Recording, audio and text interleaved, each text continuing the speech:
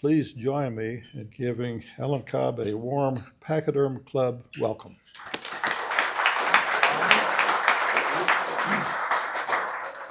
Thank you very much. It's great to be here. The first Pachyderm I attended here was December of 2002, 22 years ago, when Phil Journey was leading it. We were in a small little dining room, about 8 folks, seriously. So what a great job John and others have done of building the Pachyderm up. It's thrilled to be here, yes.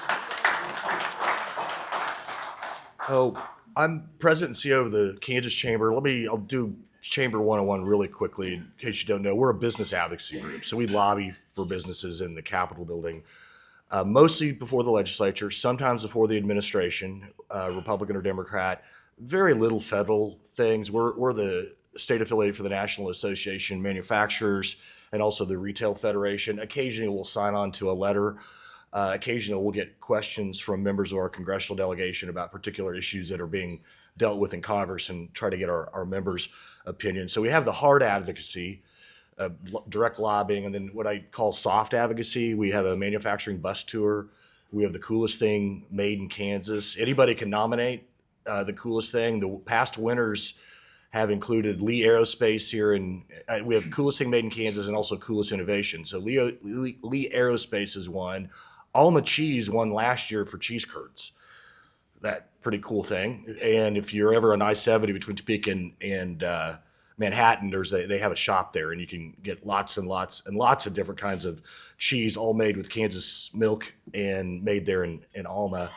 We have one year a pie won. That's kind of cool. You think about all the cool. It was actually kind of a funny story because it's all voting. People vote. The public votes. So Garmin, the GPS company in Olathe, their coolest thing that got nominated was an automatic landing software. So if the pilot has a heart attack or is incapacitated, a passenger can push the button, and the computer figures out the closest airfield, wind speed, everything. It can land it. That sounds pretty cool, doesn't it? But it got beat out by a pie. But it was all voting. So we have businesses, members in I think 79 of the 105 counties. So we're relatively representative of the Kansas economy. We probably have, I'll go through this here in a minute, about 16% of the state's economy is manufacturing. Probably about 30% of our members are manufacturers.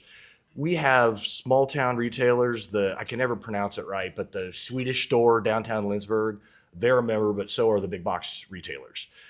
Small manufacturers that have 8 employees, and then Spirit and Textron and Garmin. So we have hometown insurance agencies, and then large insurance companies like Blue Cross and United, small community banks, and then some of the state's largest financial services company like CapFed, Interest Bank, and Security Benefit. So we're fairly broad-based. Our mission is pretty simple: to promote and support the free enterprise system. It's easy for me to remember. Yes, not enough of us out there sometimes. And what a great job I have. I'm a native Kansan. My wife and I haven't lived in Wichita 23 years, but this will always be my hometown, and I'm in Wichita frequently.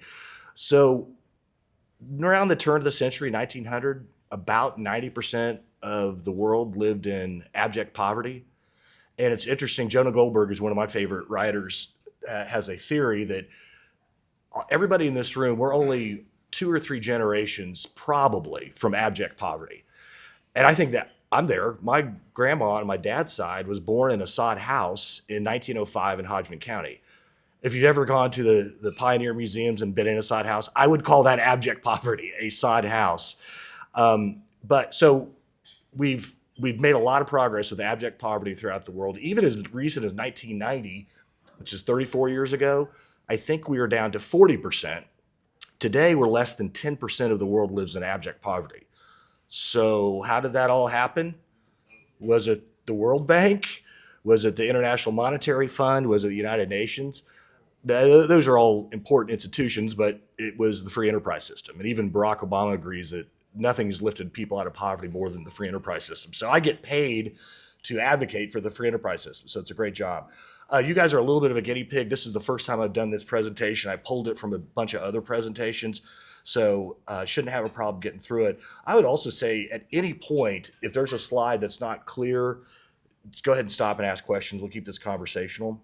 So I wanted to look at, I probably focus a little bit more on the past because I'm kind of a history nerd, and I find that even though I've been reading history books, Kansas history books for a long time, I'm still learning things.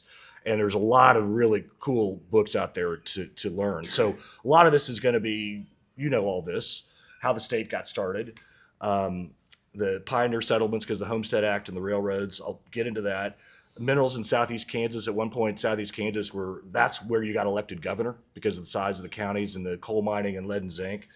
At one point, the El Dorado oil field was the largest in the world, and that is why Koch Industries is here. Fred Koch, I always love there's probably some economic developments folks here that think they can steer the economy. So Fred Koch invented a new way to refine oil, a more efficient way. And he decided he wanted to locate a business office in the Mid-Continent oil field in either Wichita or Tulsa, kind of the business centers for the oil industry. And the reason he came to Wichita because he had a classmate from MIT. That's why. So it was kind of serendipity. Obviously, the feed yards and the boom of beef in Southwest Kansas in the 1960s. KCK, Kansas City, Kansas, Wyandotte County is a fascinating place to me. It is a true melting pot. I'll have some data here in a minute on the unbelievable growth of Johnson County. We are fortunate. We have diverse manufacturing. Yes, we have a lot of aerospace, and a lot of that is in South Central Kansas, but not all of it. And just look around what's I can see BG Products down here. That's a world-class company that makes chemicals for the auto industry. Then their major competitor is Valvoline, which everybody's heard of Valvoline. A lot of people haven't heard of BG Products, but we should be proud that this world-class company with about 400 employees is here in Wichita, Derby, and El Dorado. And then obviously because of the ag, we naturally have food manufacturing and food processing. So one thing that really got Kansas started was this bridge in Kansas City, because otherwise you were ferrying across the Missouri River. That bridge in 1959 in Kansas City, and they chose Kansas City over Leavenworth. So that is an important part. It's obviously Kansas City, Missouri, but I'd almost argue more for Kansas because Kansas City, Missouri was already a fairly large city, and they were able to get to Wyandotte County. I'm not going to spend a lot on Native Americans. It is a very, very important part of the history, both the natives that were here and then the reservations that the federal government moved from the Great Lakes state, but they are part of our economy, whether it's the Santa Fe Trail, Council Grove. I put a picture of this. I took Kansas history at Wichita State. The late William Unruh wrote this book, highly recommended. And my memory was this was a big 500-page book. So this would have been the fall of '87 when I took this class. So I decided to go to Amazon. I bought it. It's about 200 pages. So I thought I was slogging through this long book, but it is fascinating. This is the annual, our economy on an annual basis, $203 billion. And you see our biggest single line item is manufacturing. It is not agriculture. Durable is what you'd consider airplanes, automobiles, manufactured parts. Non-durable is going to be food, paper, chemicals. And so part of the non-durable is ag related. I mean, the reason Hilmar Cheese is built a factory in Dodge City is because there's milk there, right? So the reason we have flour milling and other milling is because the ag is already here. But it's pretty diverse. We're probably pretty lucky that we don't have just a couple of areas that dominate the Kansas economy. And they're all growing. I have info and tech. I obviously didn't format this very well.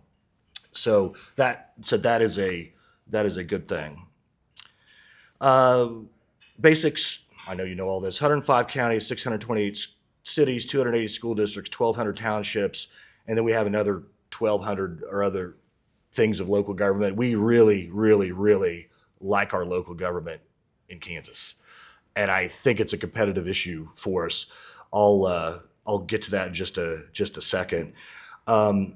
Because of the way the state, particularly rural areas, were the immigration, and you had colonies of Swedes and Germans and Danes that founded towns. 12 counties peaked in population in 1890. Almost 70 counties out of 105 peaked in 1930 or more. So some of those are rebounding, but and we're inconsistent on whether we're net migrating folks in or out. Some years we do better than others, but here's a quick snapshot of our neighbors. 3,800 units of local government. That's just a lot, and it's not efficient. And we really, really like our townships. We have 1,300 townships compared to the other states. I grew up in Minnehaha Township at 21st and 127th, which is now well within the city limits. Do you think Minnehaha Township went away? Anybody here work for Minnehaha Township? I want to be respectful. We don't need Minnehaha Township. The city or county could do that. You get rid of a few mills. I think it might be as many as 10 or 12 mills if we didn't have townships. And we have the same issue in Topeka, where I live in this Topeka city limits, but I'm a mile from a township. They have a township fire department. There's no reason Shawnee can't do that. Interesting thing is, so Utah is about the same size as we are, both geographic and population. They're a little bigger in both. We have 3,800 units of local government. Utah has 600. That is a serious competitive advantage, both not just in tax revenue with all that mill levy, but also in decision-making process. Anybody here work for the city of Keachai, Park City, Mays? I'll say this anyway, but do we really need Park City? Do we really need Keachai, Mays? I think we just like those local governments. Johnson County, folks talk about rural consolidation, for local governments. The urban areas could and should do it too. That is not an official Kansas Chamber position. That is my opinion, but it's just so stark. I'm very bullish on the future of the Kansas economy. I'll get into some challenges. We have a lot of good infrastructure for economic growth. Obviously, aerospace. I'm glad to see Wichita is now branching out into space. Obviously, we're always going to be a big ag state, and that's turning more into biotech. Both KU and Wichita State are doing a lot of good stuff on human health and biotech, and including the campus they're building here. Logistics and warehousing, distribution, that's kind of a natural for Kansas because we're centrally located. Our roads are good, rail is good. Even Topeka, where I live now, Walmart has one of their largest freestanding warehouses in the world in Topeka. And they decided Topeka, because you've got the Turnpike, I-70, and good rail. Topeka also has a very large Home Depot and Target distribution center. And one thing, I get together with my fellow chamber CEOs once a year, and I doubt we'll get into incentives a lot today. But finally, someone had the bright idea, states, quit giving Amazon any incentives, because guess what? They're coming to you anyway because they have to, because their customer base is so big. So we do have good manufacturing. Tech is, I don't know if it's booming, but it's growing. And we do have some counties in the rural areas that are growing. So it's not all doom and gloom. So here's what I see as our strengths: diverse economy, our educational and workforce system, generally pretty good. I'm starting to have concerns about K-12 achievement levels. All right, no, I've had concerns, and I don't know that the school districts they get a little defensive about it. And it's a real issue, and it's not alone for Kansas. We do have affordable housing, but compared to other parts of the country, just don't have enough of it in virtually every area of the state. Our business infrastructure is pretty good, and that's not just with roads and bridges. Our manufacturing infrastructure is good with engineering, technical talent, and the workforce systems, whether it's Wichita State Tech or others. Financial services infrastructure. 3 of the largest family-owned banks in the country are right here in Wichita: Emprise, Intrust, and Fidelity. Topeka is actually a fairly significant financial infrastructure. Security Benefit, Advisors Excel, Capital Federal. The Federal Home Loan Bank is there. And then even having the Federal Reserve in Kansas City, Missouri is helpful to Topeka. It depends on what part of Topeka you're in. But I live southwest Topeka. I can get downtown Kansas City, Missouri in 60 minutes. Our labor participation, we have more folks in our labor force that work than most states. We're top 10. And I would say, this is my bias, but quality of place, we have some really, really nice places to live and work in Kansas. And cost of doing business, which I'll get into a slide here in a minute. I don't know why I threw that in there, but obviously, anybody take a guess what that is? Yeah, with the keeper. I'm sorry? With the keeper. Nope. No? Nope. That's the Missouri River. That's the Kansas River. That's Lewis and Clark. So they stopped on the Kansas side before. Oh, but here's some trivia. The state of Kansas was named after the Kansas River, not the Kansas Indian tribe. The river was named after the tribe. So you can probably win a bar bet with that. Pre-1850s, a lot of French and Spanish explorers. In fact, France and Spain fought over control of Kansas in like 1720, and then the French built a fort near what now is Fort Leavenworth, and then they abandoned it. I have not done enough digging to understand that. I don't know why the Brits never really came out here. So you really ended up with American, French, and Spanish explorers. And Fort Scott is 1840s, Fort Leavenworth 1827, so far before the state was founded. Fort Leavenworth was the main point to supply the army in the Mexican-American War in the 1840s. It seems like a hell of a long ways away from Mexico, but that was the place where they gathered and made the plans. So this is, I mentioned I'm still learning. So this is something that kind of popped in my radar screen a couple of years ago.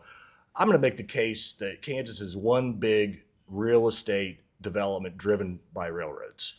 Leo Oliva, who is a history professor at Fort Hays State, I got this idea from him. He's written a ton of books. He hasn't written a book about this, but I used to think that, I'm so proud to be a Kansan because we're a free state. Like, we're a state based on an idea. Not exactly true. Congress wanted to get a railroad from east to west, and the southern states did not have enough votes, because that's why the U.S. bought the Gadsden Pershing after the Mexican War.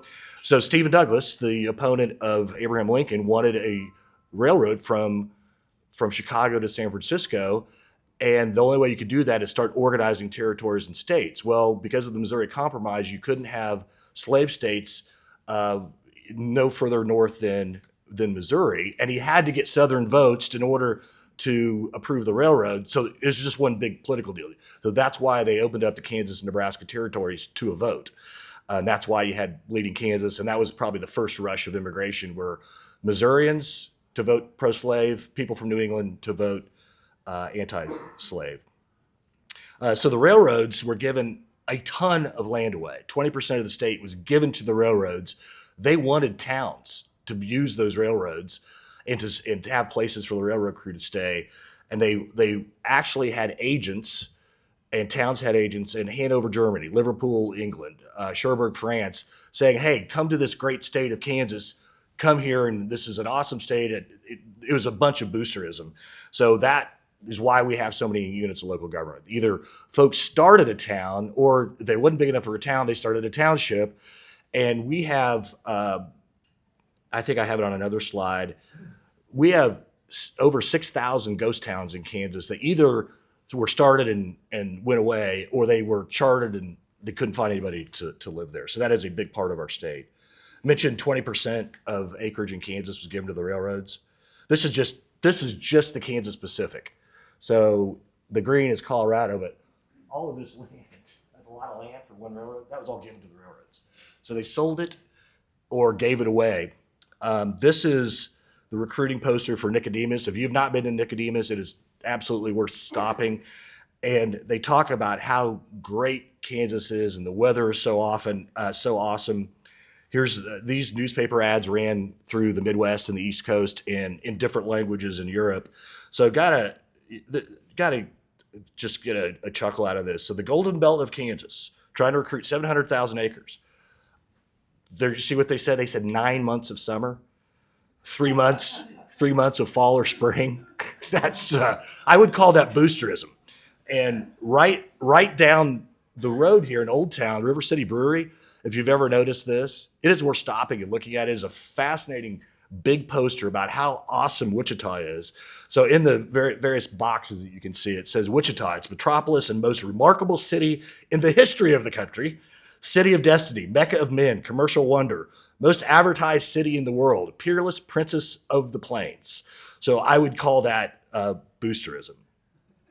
Mentioned the Homestead Act. That is the rest of the land outside of the urban areas were homesteaded. My great grandfather homesteaded in Rice County. So you got 160 acres if you're going to put it to use. Or if you didn't want 160 acres, you could buy it for $1.25 or cut a deal with the railroads. If you're interested in this is a fascinating book.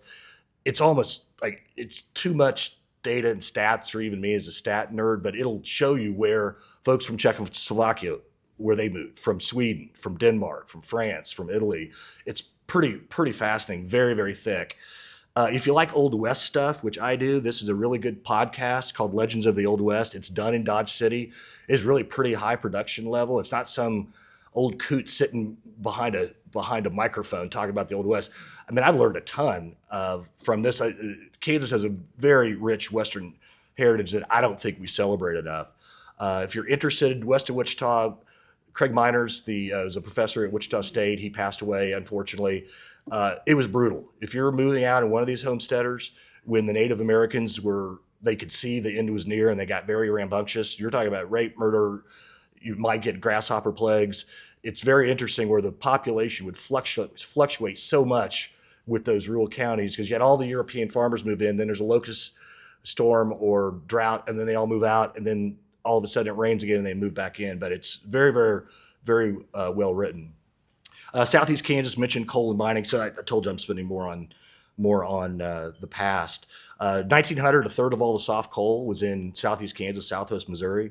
1920, 7 of the largest 21 counties were in Southeast Kansas. Those counties are listed at the top. And by 2023, only 2 of them. And here's an example. You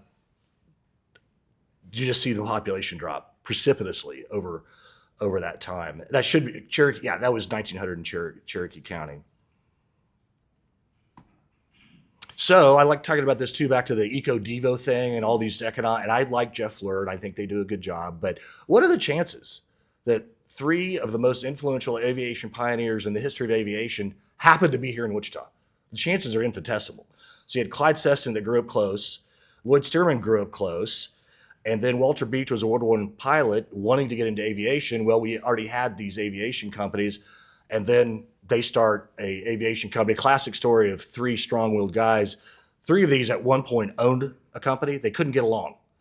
So they each split up. And as you know, Stearman aircraft became Boeing, which became Spirit, which is probably going to become Boeing again.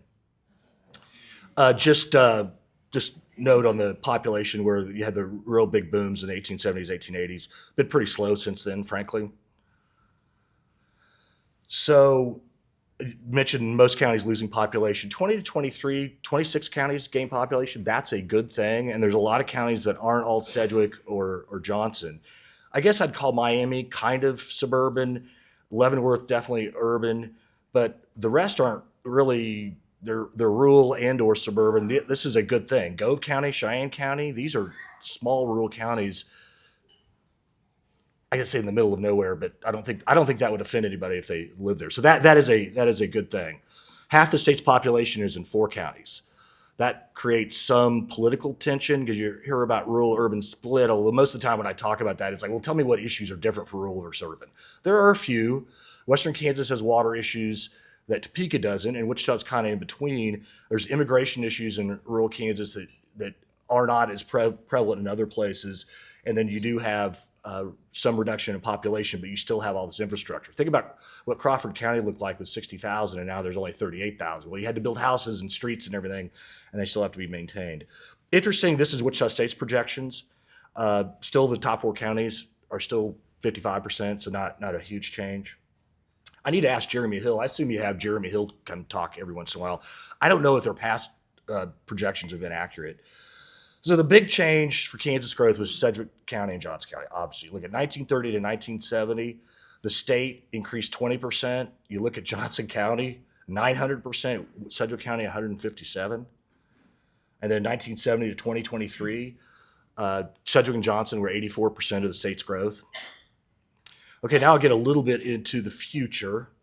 And I think I've learned a lot during my 7 years at the chamber, where I guess I'm an amateur economist involved in politics and policy.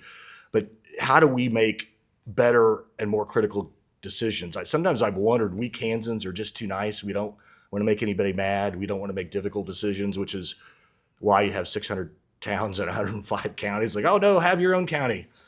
Sure, we don't. Yeah, go ahead and build a town 2 miles away. So one of the most difficult things is looking at the current workforce needs, which are real, but then are we training folks for whatever jobs we can't even envision in 10 years? I think our education institutions in Kansas are pretty good at that. We are a little a little disjointed, which I'll get into in a minute. But one thing I think we really, to the critical decision, what are things that are driving the economy? What brings money into Sedgwick County or Kansas? It is not restaurants. It is not the Kansas City Chiefs. Doesn't mean we don't want nice restaurants. It's not parks. It's not quality of life to a degree, but we want to focus on things that are adding wealth to the state. And the two easiest ones to think about are ag and aviation. I know there's a lot of people in Wichita that own their own jet, so that's a good thing. But guess what? Most of those Cessna Citations are not being sold to Kansans, and we're not eating all the wheat that we produce, and nor are the cattle eating all the milo and corn that we produce. So the term for this is traded sectors, and three of the areas that we succeed in are those three: manufacturing, financial, tech, and ag. There are others, but real estate is part of the economy, but real estate's everywhere. What's different about Kansas?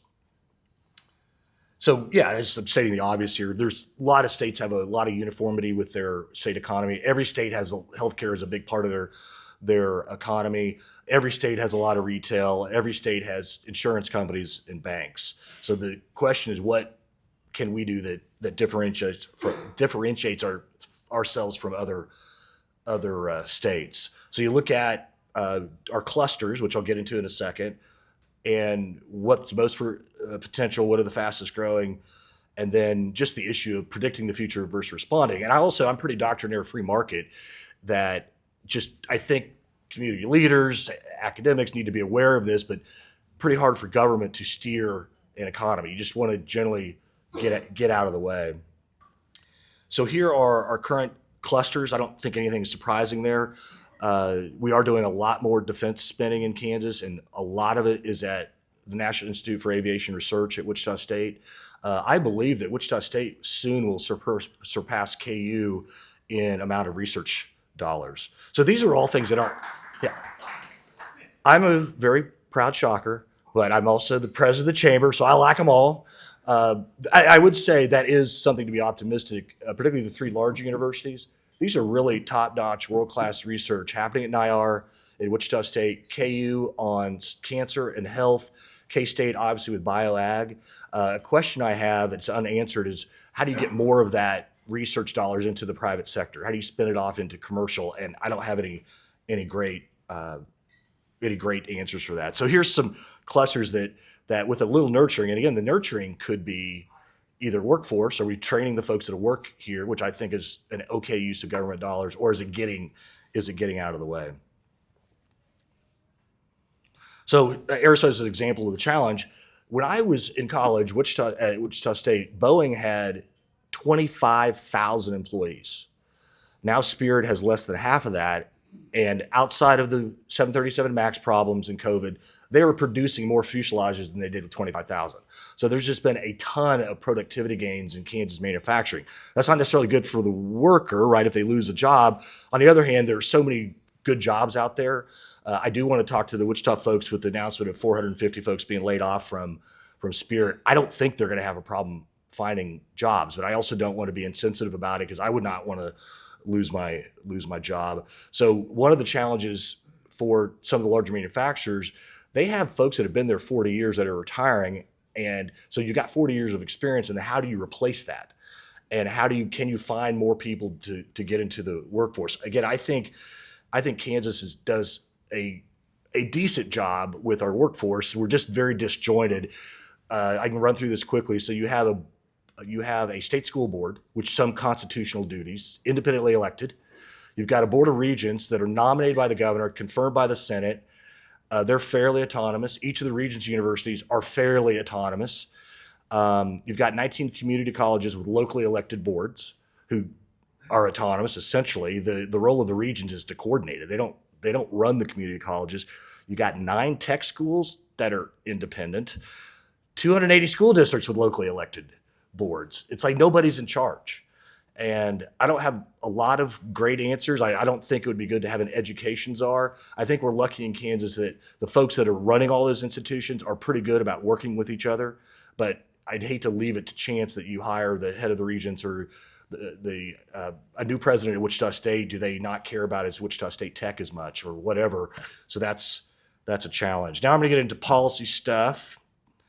So Everybody knows the governor vetoed the tax bill, and I'm looking for Patrick. She keeps moving the goalpost. It is very, very frustrating. And I don't know, Patrick, if you learned, Blake Carpenter told me that she's moved it down another 100 million on her target. So even if the veto got overridden, all of those states that surround our states and surround the surrounding states, except for New Mexico, have lower income tax rates than we do. This is not a good thing to be standing out in. So I'm not as concerned whether the folks can override it, but this year we're in it for the long haul. We've got most of those states are in the 4s, and some are moving to flat tax. Nebraska or single rate, whatever you want to call it. Iowa, Nebraska, Arkansas are all moving to 4%. Missouri and Oklahoma are looking at a single rate. They didn't have a vote this year. Colorado is always, if there's a blue state, they've been at 4.3, 4.4 for years. They're flat or single rate. So that is a major competitive issue.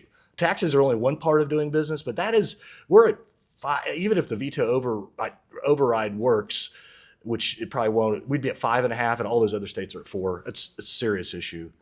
Sorry, this is a little hard to read. Kansas we're the 9th highest local and state sales tax rate in the country. That's not something to be good. No, 9th highest. So I look at these rankings and love for Kansas to be in the top 10, but not something like that. Already went through that. So I mentioned we're kind of mixed on people moving out and moving in the net. I need to ask Jeremy Hill or somebody who knows more about it than I do, what was happening in these states? Why did we have more people moving in certain years than other years? So I'll get into some state rankings. ALEC does rich states, poor states. ALEC's considered a conservative organization, but their rankings are tax burden, regulatory burden, state debt, state pension. It's stuff that is not biased towards limited government. So like a lot of things, Kansas, we're right in the middle. And it's like we're okay, and we shouldn't be okay with being okay. And there are some things that can be done, whether it's tax burden or others. Pretty good on manufacturing competitive rankings. We're 16th. So you see the other states, you see the top 15 in green. That should be. I need to look at those metrics. We ought to be moving in the top 15. Legal climate rankings. We used to be 11 or 12. The reason we've slid so far down is 4 or 5 years ago, the Kansas Supreme Court ruled that there are no caps on non-economic damages for lawsuits. So the Institute for Legal Reform just dropped us all the way down. We are going to be addressing that with either statute change or a constitutional amendment. Mentioned get pretty good on infrastructure rankings. So you look at energy infrastructure, internet, and transportation. We have spent a lot of money on roads, and you can always tell it when you get into Colorado, Missouri, or Oklahoma. Business climate, 25th, right in the middle. That ought not to be okay. And I think one way or another in the next couple of years, we are going to be reducing further the income tax and the corporate income tax. And so we should be, well, we were before the legislature overrode the governor on another tax bill 3 years ago. We were in the 30s. And so that overriding that one tax bill did make a difference. Cost of doing business, again, that's everything. Healthcare, we're really good on workers' comp and unemployment comp. So there are some things that we do really well. It's like, how can we get everything into the top 10 or top 15? Oh, I'm sorry, this is a bit, oh no, this is different data from ALEC, rich states, poor states. So being in the 40s is not good. But we are gaining in population. I think we had 1 year during COVID that we might have lost a net of 100 people. But there are states like Connecticut and Illinois and West Virginia and Mississippi that people are flooding out of. Mentioned affordable houses. I think the rest of these gets a little thick. We actually were more resilient than most states during COVID. One of the primary reasons is, I didn't know this until COVID hit, there are an awful lot of states that a big part of their economy is tourism. Now, I'm very biased towards Kansas. I wish more tourists came here, but they don't. But basically, every state that is on a body of water, Great Lakes, Gulf, Atlantic, Pacific, a lot of their economy. So it's not just Nevada and Florida. Even South Dakota, because of the Black Hills, a big chunk of their economy is tourism. So we were able to do better than most. I mentioned our labor force participation is good compared to other states. This just compares what happened over the last 10 years in Kansas and the United States. The good thing is that government grew across the country and they contracted a little bit here. I'm not anti-government. You need good city managers. You need good superintendents, but we just kind of lag in so many different areas. But at least there's growth. Kind of in the middle on wage growth in those 10 years. I don't know what happened in Wyoming, why they had declining wages. I have no idea. They're an energy state. That could be it. Don't know. So I guess that would be in common with Wyoming and Alaska. So GDP per capita growth, again, we're doing okay. Over the last 10 years, we're in the top 20. That's a good thing. And that gets into the productivity, and mostly for manufacturing. So the folks who work at any place that makes something, they're making more stuff and they're doing it better. So that is a good thing. And that is where real wealth creation happens. So just, again, smattering of other data. One of the things that folks are starting to look at, business people, whether they move to or grow, is what's called risk. And risk is everything from weather events and crime. Kansas, we're okay. We're good. And that is certainly something that folks look at in safety. So pretty interesting things to look at moving forward. And this is really in the last 3 or 4 months as I've talked to economists. So artificial intelligence, over time, it's going to replace a ton of white-collar jobs, a ton. And I don't know where they're going to go. Of course, you never know. No one knew about the internet 25 years ago, so there may be new industries. But that's going to put a pinch on office space, even in a place like Topeka and Wichita. As opposite of Boeing rebuying Spirit, one thing that is happening is manufacturers are outsourcing some of their stuff. That could be good for Wichita and Topeka, although a lot of it's going to secondary cities. Secondary cities is like Kansas City. So Wichita would be a tertiary city. Risk mitigation, I need to dig into this more. Insurance actuaries have just screwed up. That's why insurance rates are going up in a lot of areas. They just made miscalculations and they were lucky to avoid a disaster. And then, although we have a challenge with high utility rates in Kansas, the future is going to be just availability of power because of data centers and folks are just using more and more power. I mean, just think about your house, all the stuff you have plugged in that you did not have plugged in 20 years ago. So these are things that to look at over the next 7 or 6 years. There's still going to be a tight labor market. Again, the white collar thing, I'm going to have to sort through. Manufacturing opportunities are going to expand. There is reshoring going on. Productivity, we continue to be up and to the right. The gig economy, people having side hustles, Uber, whatever, that's going to happen more and more, where folks don't want to work for one company full time. They want to have 3 part-time gigs. There are more and more state laws that are diverging. I know I look to other states. What are they doing that we could do? Could be the same.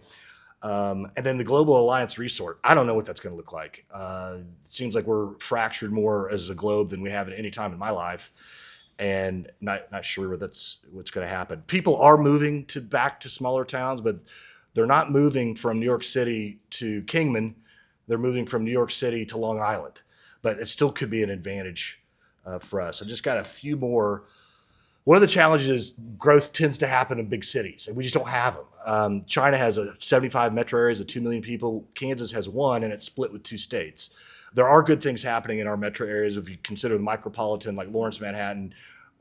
Wichita is a small metro area, a medium metro area. Topeka is a small metro area. We're lagging on business startups and entrepreneurship. We lag on intellectual property. I don't know why. That's something I think our universities can address. As I mentioned, too many units of local government, declining education achievement. That is not, sometimes I like to look at, well, what makes Kansas different than the other states? Every state is going through this, and every business advocacy group is concerned about it. I already mentioned our disjointed education and workforce center. So the middle class is exploding all over the world, in Latin America, Africa, and Asia, and what they want and need. This should be an opportunity we provide: food, fiber, energy, both fossil fuel and then energy technology for renewables. Tech sector is growing, and financial services. This is what they all need. So that should be an opportunity. This is a 10-year-old book, but it's a really easy read. I recommend it. The guy who wrote it is the CEO of the Gallup Corporation.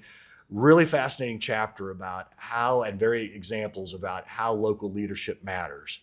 You look at Detroit versus San Jose, California. You can look at New Orleans versus Houston. And you could look at, well, Wichita, we've had good leadership. Wichita compared to Akron or Dayton, Ohio, which are large manufacturing cities. So one of the things I didn't spend enough time on, and I think we as Kansans need to take a harder look, is entrepreneurship. So I'll just read Jim Clifton's quote. If the image of free enterprise and entrepreneurship is going up among your youth, you'll experience job creation. If it's trending down, may God be with you. So I'll leave on that. Well, that is a happy note because that's something we can address. So did it in exactly 50 minutes. No, I didn't see anybody fall asleep. Can't see everybody. Happy to take questions.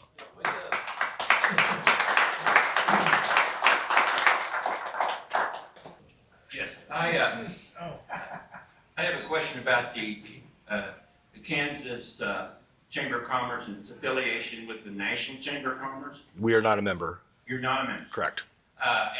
Was there a time where the National Chamber of Commerce was more Democrat orientated and more liberal than it should be? What do you think?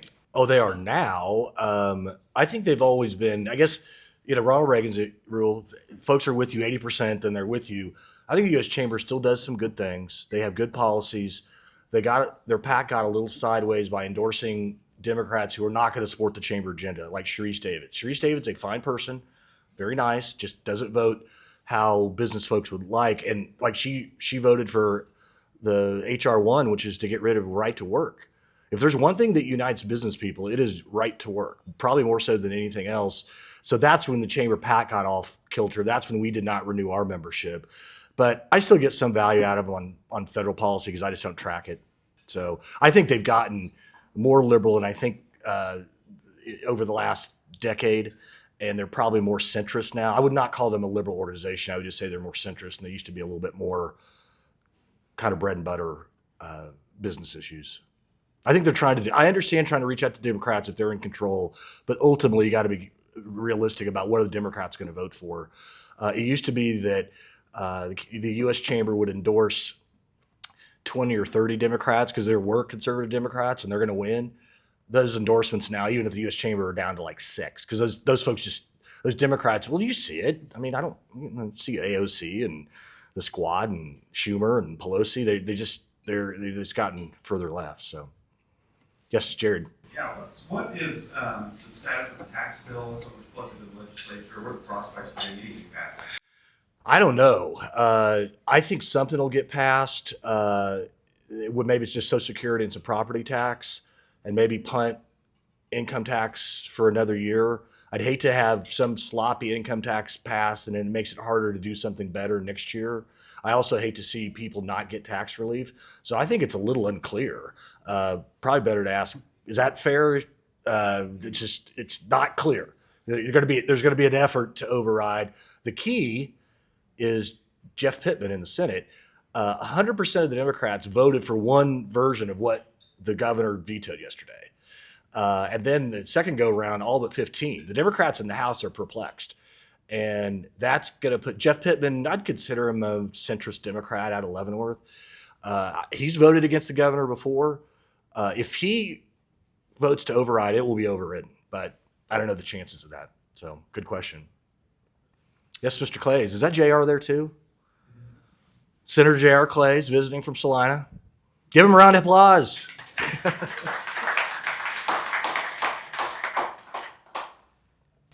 Alan, you mentioned energy, and I would agree with you. I think going forward, energy and water in the future are going to be perhaps an issue, especially when you look at, like you mentioned, data centers. Also, AI uses a tremendous amount of energy.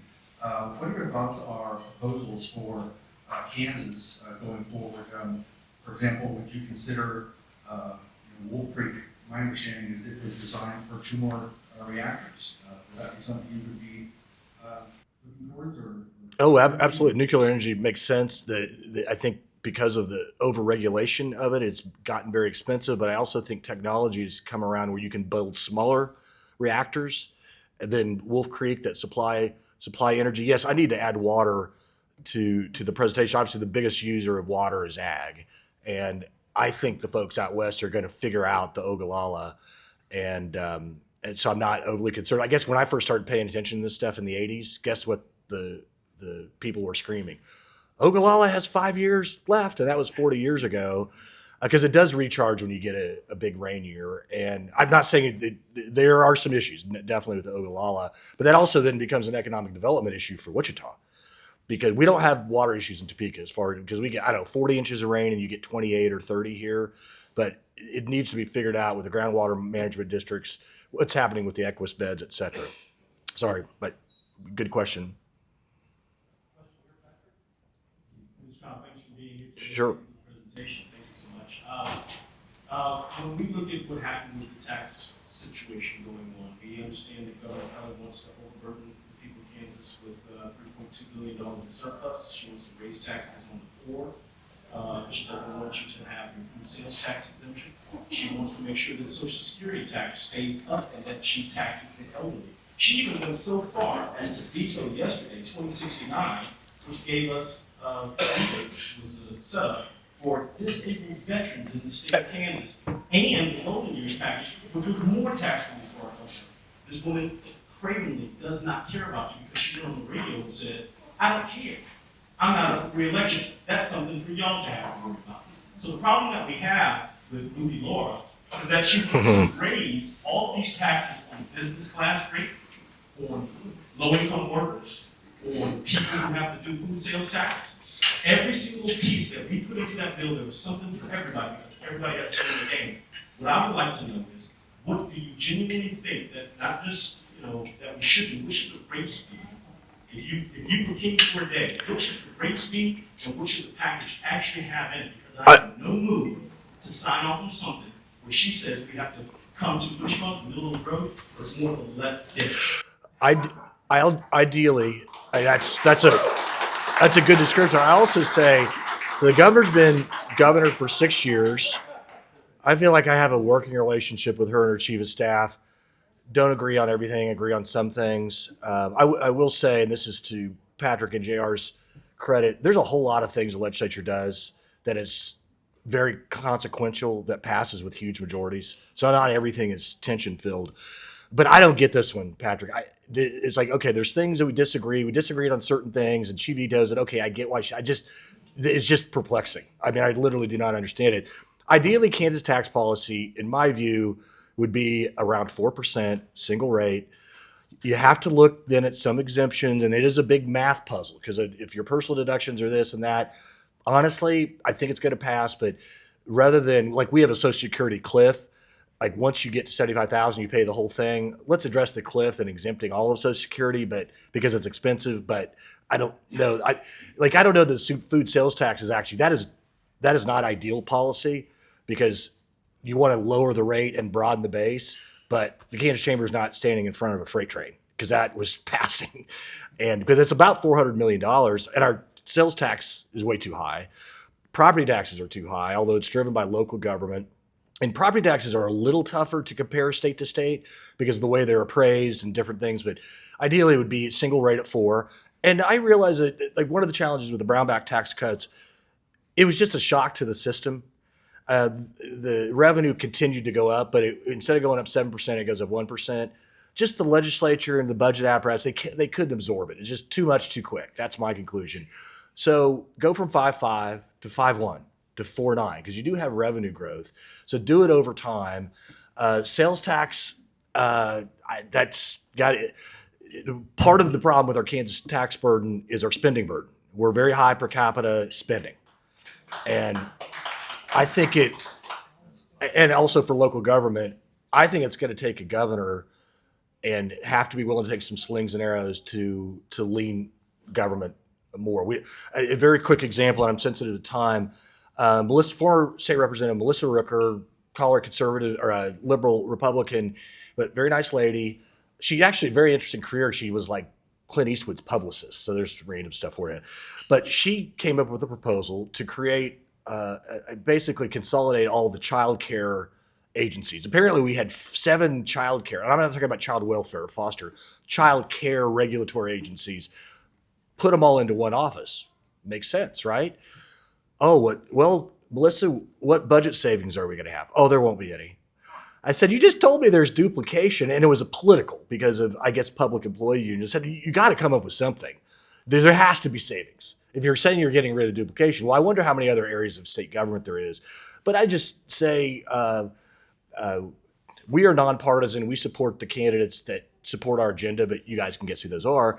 But think about if Derek Schmidt would have been elected, there are no vetoes. Every single thing that she vetoed would have been signed. And I know folks had, oh, well, Derek's not quite strong enough or whatever, but look, here's what we have. And it is going to have an impact on our economy. And go back to that map where we are higher than all of the states from Utah to Tennessee, except for New Mexico. So thank you very, very much. Thanks for what you do. Yes. Hello, here we got one last. Oh, yeah, sure. Sorry.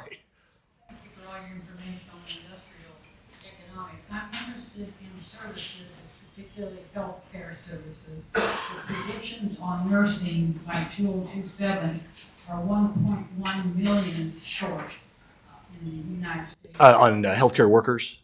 On just nurses. Yeah. It's, So how can we look at the jobs that are in that we could make Kansas stand out in some of the great hospitals we have?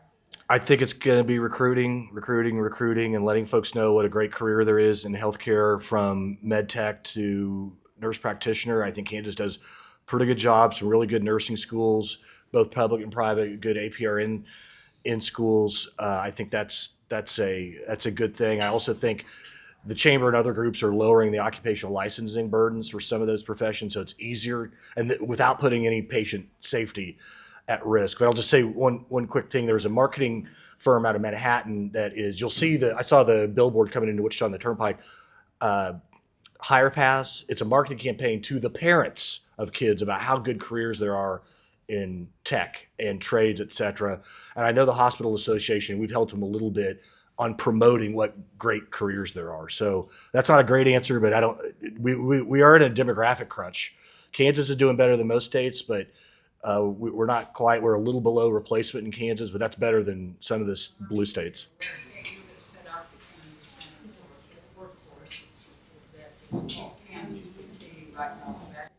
Well, and the campus, the building being built right over here seems to be like a really, really big deal.